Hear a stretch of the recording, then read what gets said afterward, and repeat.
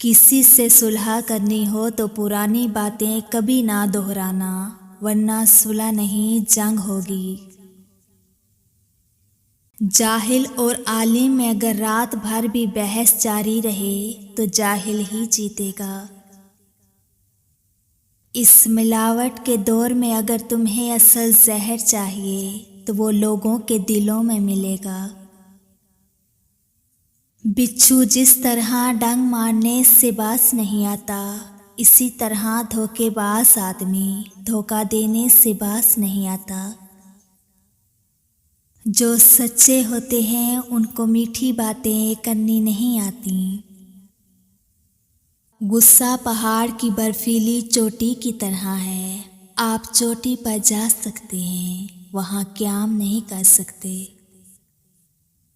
ہماری سب سے بڑی بدقسمتی یہ ہے کہ ہمیں اپنے سے بدبو نہیں آتی، دوسروں سے آتی ہے۔ زندگی کی سب سے بڑی عیاشی یہ ہے کہ آپ کا شوق ذریعہ معاش بن جائے۔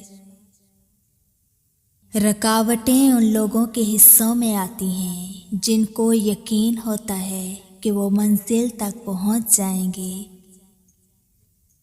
جب ہماری دعا قبول ہو جائے تو ہمیں اس بات پر خوشی نہیں ہوتی کہ ہماری دعا قبول ہو گئی ہے، الٹا ہمیں یہ غم لگ جاتا ہے کہ قبولیت کے اس لمحے میں ہم نے کچھ اور کیوں نہیں مانگ لیا۔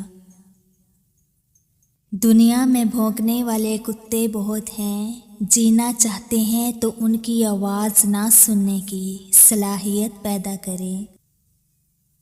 جو لوگ ایک دوسرے کی مسجد میں جانا پسند نہیں کرتے، وہ جنت میں ایک ساتھ کیسے رہیں گے؟ حکمرانوں کی اولادیں تعلیم مکمل کر کے پاکستان اس لیے واپس آ جاتے ہیں کہ لندن میں کتنا ہی پڑھ لیں، وزیر اعظم کی نوکری نہیں ملتی۔ پڑوسی کے بچوں کی بھوک اور فاقے سے انجان رہنا اور اس کی بیوی اور بیٹی کی حرکتوں سے واقف رہنا ہمارے معاشرے کا بہترین مشغلہ ہے۔ اگر آپ اپنی مصیبتیں بھول جانا چاہتے ہیں تو اپنے سائز سے 1 نمبر کم کا جوتا پہن کر لمبی سیر پر نکل جائیں۔ انسان کو اپنے اوقات کا پتہ اس وقت چلتا ہے جب اسے وہاں سے ٹھوکر لگے جہاں پر اس نے سب سے زیادہ بھروسہ کیا ہو۔ اگر دنیا آپ پر ہنستی ہے تو آپ بھی دنیا پر ہنسو، کیونکہ دنیا بھی اتنی ہی مزاحیہ ہے جتنے کہ آپ۔ زندگی میں ہم اس مقام پر بھی آ جاتے ہیں کہ کوئی کچھ غلط بھی بول رہا ہو تو ہم کہتے ہیں کہ آپ کی بات ٹھیک ہے۔ کہتے ہیں عورت راز نہیں رکھ سکتی، میں کہتا ہوں اگر عورت راز رکھنا چھوڑ دے تو معاشرے کے کچھ مرد منہ دکھانے کے قابل نہ رہیں۔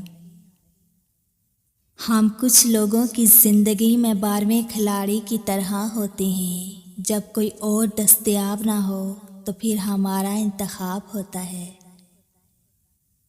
کسی پر دوسری بار اعتبار کرنا اس سے بندوق تھمانے جیسا ہے کہ لے دوبارہ کوشش کر لے، پہلے والی گولی مس ہو گئی تھی۔